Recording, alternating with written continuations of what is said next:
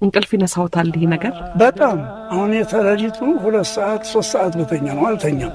ለሊቱን ሁላ ተፈኩር ሳረግ ነው ማደር አለቅሳለሁ። ለምንድን ነው እንደሚሆን እኛ ህይወት እንዲህ ሰሞን ነው የተወሰነ ነው። ሁልጊዜ የምንወስድ የለም። አንድ ሰው በህይወቱ ማሳመር አለበት። ሲሞትም ታሪኩ ማመር አለበት።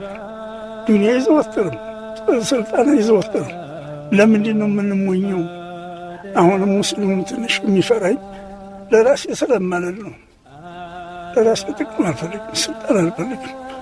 በሰው ጥቅም በሰው ስልጣንም አልገባም። ብቻ ሰላምን ሆነ እንድንሆን አንስተዳደብ ባካችሁ ነው እንጂ ሌሊት እንቅልፍ የለኝም። እንደው መንፈሱን ስለነካሁት በጣም አዝናለሁ። በዚህ ጥያቄ ሁላችንም ስጋት ስለሆነ ነው።